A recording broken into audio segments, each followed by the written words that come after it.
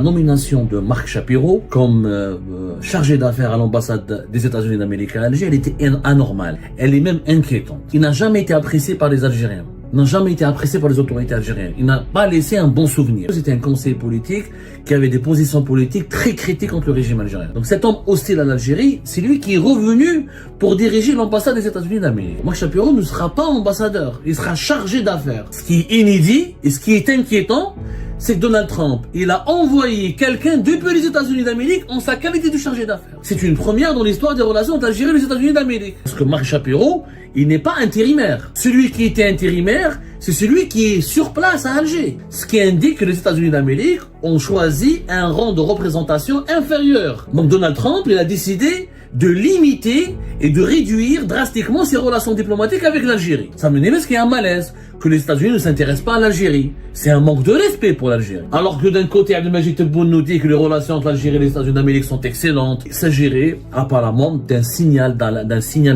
message ferme adressé par les États-Unis d'Amérique à l'Algérie concernant la gestion du dossier Sahara occidental. L'administration américaine, elle veut clore ce dossier. Elle veut le boucler dans le cadre de la reconnaissance de la souveraineté du Maroc sur le Sahara occidental dans le cadre d'un plan d'autonomie. Peut-être les résistances algériennes à ce plan d'autonomie expliquent, à mon avis, la réaction, c'est ferme et sévère. La nomination de Marc Shapiro comme chargé d'affaires à l'ambassade des États-Unis d'Amérique à Alger, elle était anormale, elle était intrigante, anormale, elle est même inquiétante. Et on a expliqué d'abord, au cours de cette émission que nous avons diffusée le 15 février dernier, on s'était attardé sur la personnalité de Marc Shapiro, sur son parcours. Marc Shapiro a déjà travaillé en Algérie entre 2007 et 2009 en tant que conseiller politique à l'ambassade des États-Unis d'Amérique à Alger. Il était le conseiller politique de celui qui était ambassadeur des États-Unis d'Amérique à l'époque. Et par la suite, il avait quitté le pays, il était parti à Bagdad. Et Marc Shapiro n'a pas du tout laissé, contrairement aux mensonges, c'est pour ça qu'on a fait grincer des dents et on a énervé les personnes que nous avons citées dans cette émission-là, que je vous invite à revoir d'ailleurs. Il n'a jamais été apprécié par les Algériens. Il n'a jamais été apprécié par les autorités algériennes. Il n'a pas laissé un bon souvenir. Il a laissé un très mauvais souvenir parce que c'était un conseiller politique qui avait des positions politiques très critiques contre le régime algérien. Il parlait beaucoup des droits de l'homme, il parlait beaucoup de la démocratie, il parlait beaucoup de la dictature, des dérives dictatoriales, il n'appréciait pas la politique étrangère de l'État algérien, il s'était pris la tête avec beaucoup des autorités, à plusieurs fois avec les autorités algériennes, au point où, à l'époque, on avait orchestré contre lui une campagne très virulente, notamment en 2010, parce que son nom est apparu dans les câbles de Wikileaks, juste après l'affaire Wikileaks, etc. En 2010, il a fait l'objet d'une attaque très violente de la part des organes médiatiques téléguidés par les services de sécurité algériens et par les services secrets notamment, où il était accusé d'être un homme hostile à l'Algérie. Donc cet homme hostile à l'Algérie, c'est lui qui est revenu pour diriger l'ambassade des États-Unis d'Amérique. Sauf que donc durant l'émission précédente, on n'a pas eu le temps nécessaire de vous expliquer le deuxième volet de cette inquiétante nomination décidée par Donald Trump. Ce deuxième volet concerne le rang de Marc Shapiro. Marc Shapiro ne sera pas ambassadeur, il sera chargé d'affaires. Ce qui est anormal. Pourquoi c'est anormal? Il faut savoir que dans la déontologie journalistique, dans la déontologie ou dans l'éthique diplomatique, quand un ambassadeur part ou il quitte une ambassade, pour n'importe quelle raison, parce qu'il est rappelé par son pays, parce que c'est la fin de son mandat, de sa mission. Généralement, les ambassadeurs, c'est 4-5 ans. Certains ambassadeurs restent des années, 10 ans, 20 ans, mais c'est un peu rare. Dans les pays structurés, dans les pays développés et civilisés, dans les pays démocratiques, les ambassadeurs restent 4-5 ans. Donc, il y a une rotation, etc. Quand un ambassadeur quitte son poste, c'est un chargé d'affaires, effectivement, qui prend sa place. C'est un chargé d'affaires. Mais ce chargé d'affaires, il ne vient pas du pays, il ne vient pas de l'étranger, il n'est pas dépêché depuis Washington. Quand les États-Unis d'Amérique, par exemple, nomment un chargé d'affaires, les autorités américaines, elles sélectionnent celui qui est déjà chargé d'affaires, qui est présent sur place. Parce qu'il faut savoir qu'au niveau de toutes les ambassades, il y a l'ambassadeur, il y a le numéro 2 qui est le chargé d'affaires, ou le premier secrétaire de l'ambassade. Généralement, on l'appelle le chargé d'affaires. Ensuite, vous avez le premier secrétaire de l'ambassade. Ce sont le top 3, pratiquement, d'une ambassade. Un chargé d'affaires est toujours disponible sur place.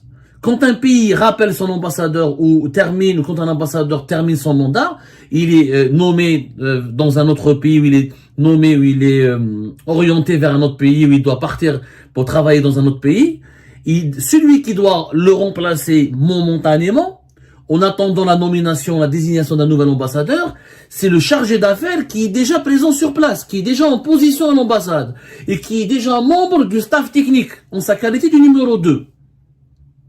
Par exemple, dans le cas de l'Algérie, quand elle a rappelé son ambassadeur à Paris, depuis en juillet 2024, elle n'a pas nommé un chargé d'affaires qui a été dépêché depuis Alger. Elle n'a pas envoyé depuis la capitale Alger un nouveau chargé d'affaires pour qu'il travaille à Paris.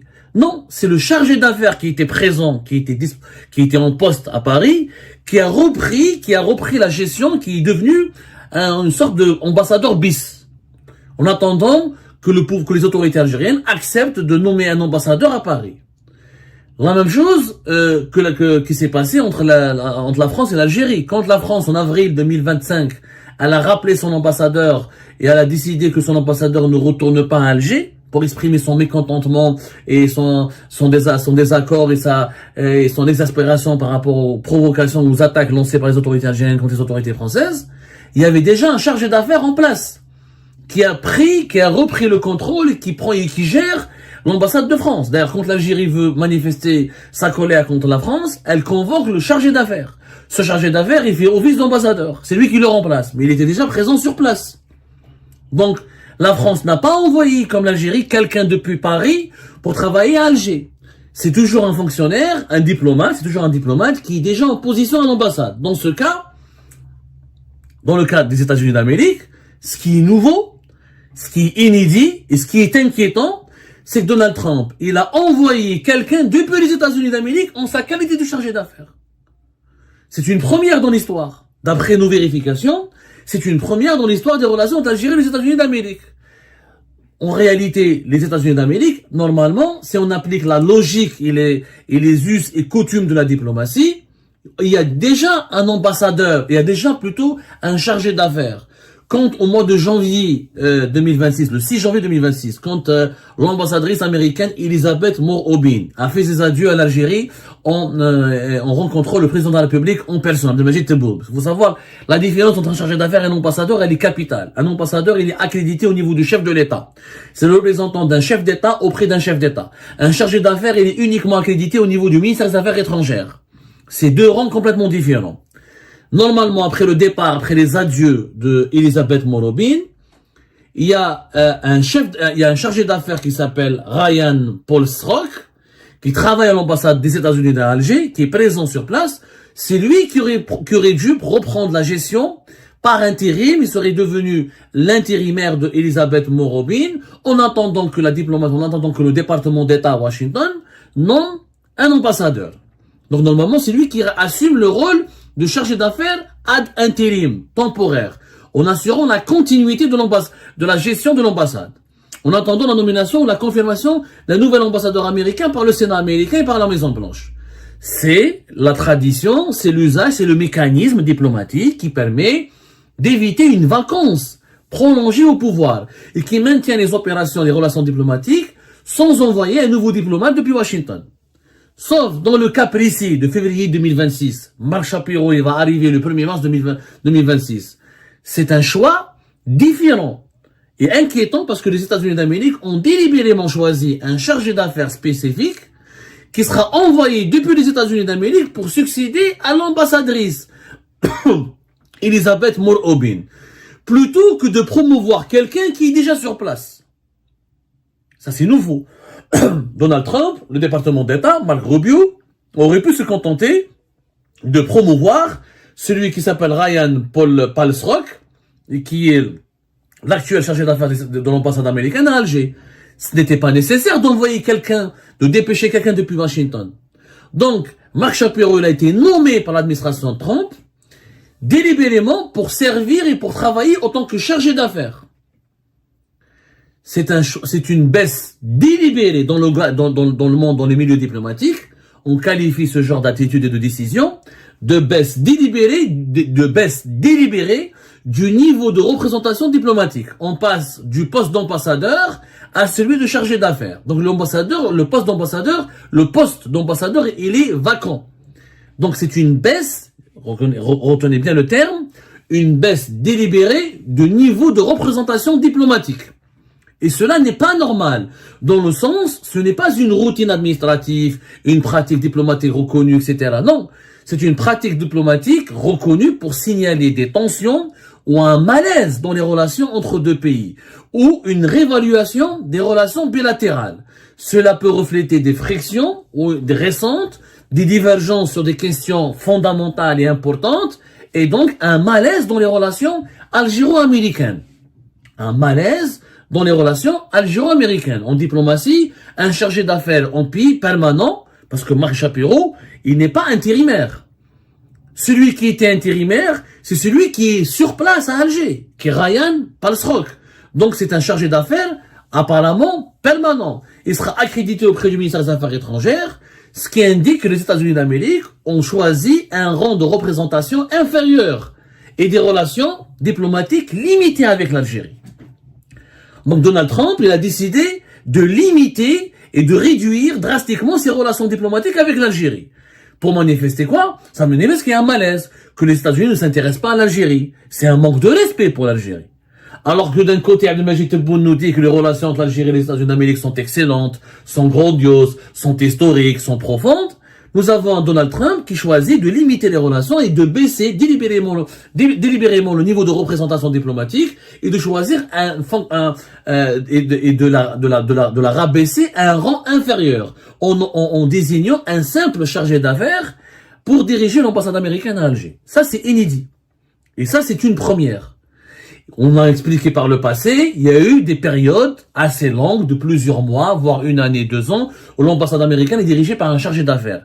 Mais c'est un chargé d'affaires, encore une fois, comprenez la nuance. C'est un chargé d'affaires qui est présent sur place, qui était déjà en poste au niveau de l'ambassade. Ce n'est pas un chargé d'affaires qui a été dépêché depuis l'étranger. Et ce type de pratique diplomatique, les États-Unis d'Amérique la mettent en place, ou recourent à ce genre de pratique, ou utilisent ces pratiques diplomatiques avec les pays ou contre les pays avec lesquels ils ont des problèmes ou de mauvaises relations ou des relations superficielles. Comme le cas de Cuba, par exemple, où ils ont un chargé d'affaires. Les États-Unis d'Amérique ont eu rarement des ambassadeurs. Ça, vous pouvez vous informer. On peut s'en informer là-dessus. Donc, c'est quelque chose d'assez inédit. Donc, pour reprendre des exemples, l'ambassadeur d'Algérie en France a été rappelé. C'est l'ambassade gérée par un chargé d'affaires qui est déjà un membre de l'ambassade. La même chose pour l'Espagne. La même chose pour l'ambassade de France à Alger. L'ambassadeur de France a quitté son poste à Alger, il a été rappelé. C'est un chargé d'affaires présent sur place qui gère et qui dirige l'ambassade.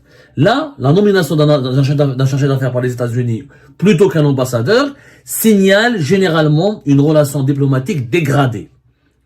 Pas une période de transition. Signale, ce n'est une période de transition s'il y avait un chargé d'affaires qui était en poste sur place et qui a été promu. Mais dépêcher un chargé d'affaires depuis Washington, c'est le signal, c'est la preuve ou la démonstration d'une dégradation des relations diplomatiques entre l'Algérie et les États-Unis d'Amérique. C'est un choix protocolaire qui n'est pas innocent, qui n'est pas fortuit, et c'est une dégradation à un rang inférieur, à un niveau inférieur des relations entre les États-Unis d'Amérique et l'Algérie. C'est une limitation des relations diplomatiques entre Washington et Alger. C'est une baisse de la reconnaissance, du niveau de la reconnaissance officielle. C'est une baisse du niveau de la reconnaissance officielle. Cela signifie que les États-Unis d'Amérique ne considèrent pas l'Algérie comme un pays ami, comme un pays partenaire, ou comme un pays important qui mériterait qu'on lui envoie un ambassadeur américain. Donc pour les États-Unis d'Amérique, l'Algérie n'est plus un pays important. Ça ne s'est jamais passé comme ça avant. Il s'est passé quelque chose, donc il y a une explication qui est certainement liée à un problème de fond. On ignore pour le moment les véritables raisons, on est en train d'enquêter, mais il y a un problème de fond qui a provoqué un malaise dans les relations algéro-américaines, et Donald Trump, l'administration américaine, l'administration Trump, et le département d'État de Marco Rubio, a décidé de riposter en dégradant les relations diplomatiques entre l'Algérie et les États-Unis d'Amérique, et en limitant les relations diplomatiques, et donc, c'est comme si une sanction, c'est comme si les États-Unis d'Amérique ont sanctionné l'Algérie en en rabaissant délibérément le niveau de représentation diplomatique que les États-Unis d'Amérique entretiennent avec l'Algérie. Et c'est un très mauvais signal. C'est un très mauvais signal. Ça signifie que nous n'avons pas de bonnes relations avec l'administration américaine actuelle. Qu'il y a un problème de fond. L'Algérie n'a jamais été, n'a jamais été, on va dire, elle n'a jamais été rejetée par les États-Unis d'Amérique. Elle n'a jamais été écartée de la sorte par les États-Unis d'Amérique. Elle n'a jamais été invisibilisée. C'est comme si maintenant l'Algérie est devenue un pays pas important. Elle n'a jamais été rabaissée. Voilà. L'Algérie n'a jamais été rabaissée par l'administration américaine. L'administration américaine, tous les présidents américains ont toujours considéré l'Algérie comme un pays pivot. Comme un pays important. C'est le pays le plus important du continent africain, c'est l'un des pays les plus importants de l'Afrique du Nord, c'est le plus vaste pays géographiquement, il y a du pétrole, il y a du gaz, il y a des intérêts économiques, il y a des compagnies américaines qui investissent en Algérie. Donc là, il y a un changement de temps, il y a un changement d'attitude, il y a un changement de vision de la part des États-Unis d'Amérique vis-à-vis de l'Algérie de Tebboune. Et ça s'est passé qu'à l'époque de Tebboune. Ni à l'époque de Bouteflika, ni à l'époque de Zerouia. Il y a toujours eu des ambassadeurs ou des chargés d'affaires nommés qui étaient en place, qui étaient présents en place. Historiquement, je n'ai pas trouvé, et vous me corrigerez, et j'appelle nos détracteurs à nous corriger si on s'est trompé, je n'ai jamais vu dans l'histoire récente ou ancienne de l'Algérie un niveau de représentation aussi inférieur sur le plan diplomatique entre les États-Unis d'Amérique et l'Algérie. Il y a eu des chargés d'affaires qui ont dirigé les ambassades américaines. Encore une fois, c'était des chargés d'affaires pour gérer une période de transition. Là, on n'est pas dans une période de transition. Là, je le répète et je le dis, ce n'est pas le mécanisme d'une période de transition. Ça, c'est une baisse du niveau de reconnaissance officielle. Ça, c'est une dégradation des relations diplomatiques. C'est inquiétant, c'est interpellant, c'est alarmant. Et c'est pour ça que le régime Tebboune, il a demandé à quelques officines à Alger de lancer une campagne médiatique pour essayer d'occulter cet aspect-là de crise, ou cette dévalorisation, cette limitation des relations diplomatiques entre Alger et les États-Unis d'Amérique pour justement manipuler l'opinion publique algérienne et lui faire croire que ne vous inquiétez pas, tout se passe dans le meilleur des mondes possibles entre Alger et Washington. Ce qui est faux, ce qui est mensonger. Et cette opération de propagande, nous l'avons dénoncée parce qu'elle occulte la vérité, parce qu'elle cache la vérité aux Algériennes et aux Algériens. Nous, on cherche la vérité. Washington et les États-Unis d'Amérique, c'est un partenaire majeur pour l'Algérie. S'il y a un malaise, il faut le dissiper rapidement. L'Algérie n'a aucun intérêt à se mettre à dos Donald Trump. Elle n'a absolument aucun intérêt et surtout, elle n'a pas du tout, elle a tous les atouts pour construire une très bonne alliance avec les États-Unis d'Amérique. C'était bien parti à l'époque d'Elisabeth Morobin. Au moment où les négociations autour du Sahara occidental ont commencé à Madrid au début de l'année 2026, il y a eu ce malaise qui a éclaté. Est-ce que c'est une manière, c'est possible, moi, d'après les informations dont je dispose et d'après les analyses que j'ai pu obtenir, les analyses que j'ai pu formuler en se basant sur les sources les plus fiables que nous avons pu consulter, il s'agirait apparemment d'un message ferme adressé par les États-Unis d'Amérique à l'Algérie concernant la gestion du dossier Sahara occidental. L'administration américaine, elle veut clore ce dossier, elle veut le boucler. Ça fait trop de ce dossier, ce conflit dure depuis très longtemps. Ça fait depuis plusieurs décennies que ça dure. Il déchire le Maghreb, il menace la sécurité au Maghreb, il menace l'ensemble de la sécurité régionale en Afrique du Nord. Les États-Unis d'Amérique ont envie de le boucler dans le cadre de la reconnaissance de la souveraineté du Maroc sur le Sahara occidental, dans le cadre d'un plan d'autonomie. Peut-être les résistances algériennes à ce plan d'autonomie expliquent, à mon avis, la réaction assez ferme et sévère et historique des États-Unis d'Amérique qui ont décidé de dégrader et de limiter les relations diplomatiques avec Alger.